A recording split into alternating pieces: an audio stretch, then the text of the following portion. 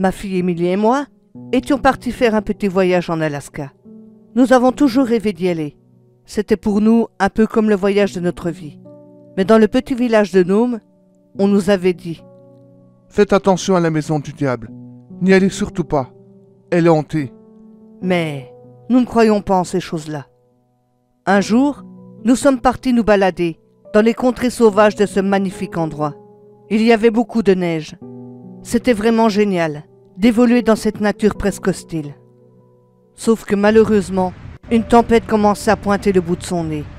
Très vite, nous nous sommes perdus dans l'immensité de cette montagne, à la fois magnifique et tout aussi mystérieuse.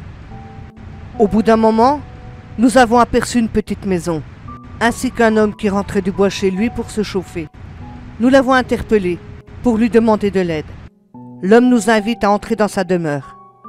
Celui-ci nous dit qu'on ne pouvait pas rester dehors par ce temps, car un énorme blizzard était en formation. Sauf que nous étions complètement paumés au beau milieu de nulle part. L'homme nous propose de passer la nuit dans une maison confortable à côté de la sienne. Nous n'avions eu guère le choix que d'accepter l'invitation qu'il nous proposait. Il nous y emmène. Nous passons par la porte de la cuisine pour nous y rendre. Une fois devant cette demeure, un fort sentiment d'insécurité nous envahit, ma fille et moi. Mais en passant la porte, ça s'est accentué de manière beaucoup plus intense. Tout y était figé dans le temps, glauque, austère, presque malsain. C'est comme si tout notre corps nous disait « Fuyez, vous êtes en danger ici ». Sauf que nous n'avions malheureusement pas d'autre choix qui s'offrait à nous.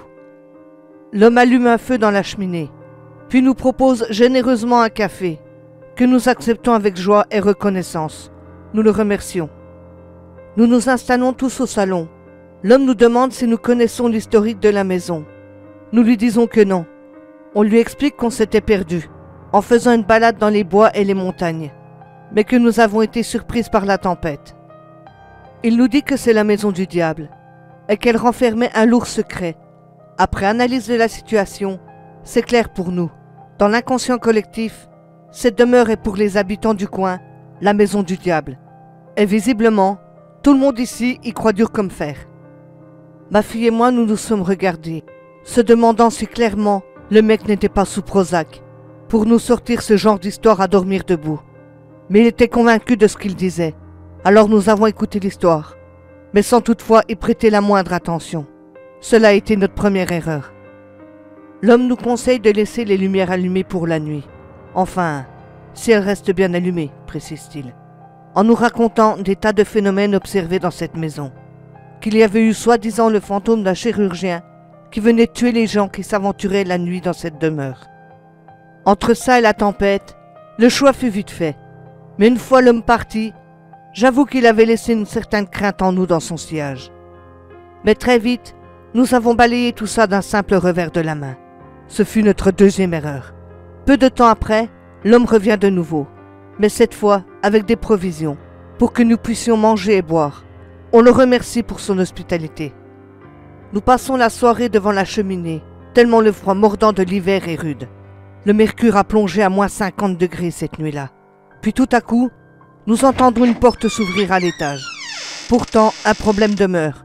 Nous sommes seuls dans la maison. On s'est dit sur le coup que les histoires du vieil homme jouaient sûrement un rôle dans tout ça.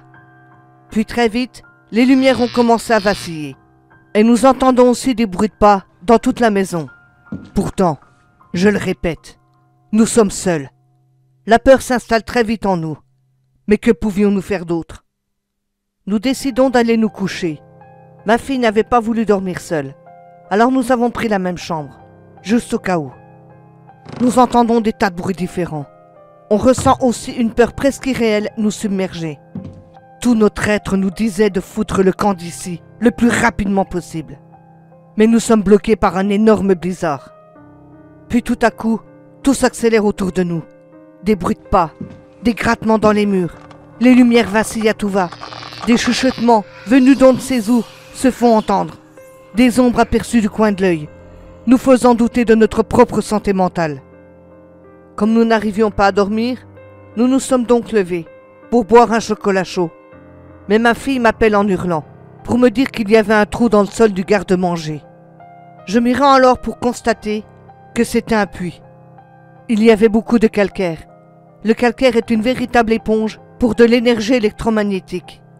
Une soirée qui s'annonçait ordinaire s'est transformée en une expérience extraordinaire, à laquelle nous n'étions absolument pas préparés.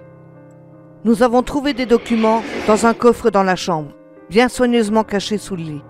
Quand nous les avons parcourus, notre sang s'est glacé d'un coup. Ça disait qu'il y avait eu beaucoup de cadavres ici. De plus, nous avons les photos sous les yeux. Mon Dieu, quelle horreur! Les phénomènes reprirent de plus belle. Nous étions presque à nous demander s'il fallait rester ici ou affronter la tempête qui faisait rage dehors. Quand tout d'un coup, nous avons vu l'ombre d'un homme sur le mur. Il tenait un genre de bistouri à la main, avec lequel il égorgeait un homme qui était à ses côtés. La bravoure est une chose, mais la connerie en est une autre. Si tous vos traîtres et vos sens vous disent de partir, alors n'attendez pas. Sortez immédiatement. J'ai dit à ma fille de prendre ses affaires et qu'on fichait le camp d'ici tout de suite, car ce n'était plus possible.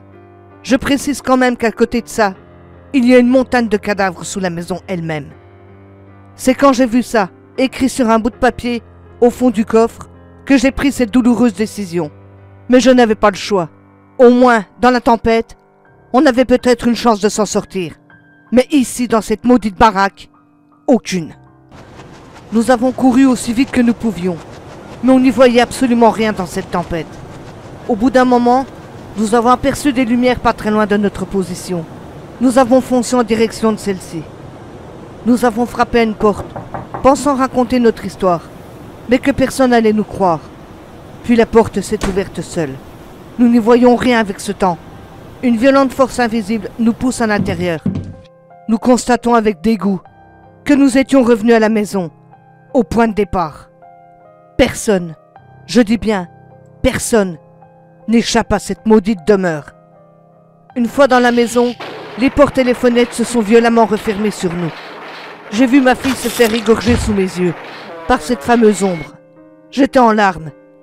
Mais très vite, ce fut moi qui perdis la vie. Puis à notre tour, nous avons rejoint les entités prisonnières de cette demeure, pour certains d'entre eux, comme nous l'étions nous-mêmes désormais.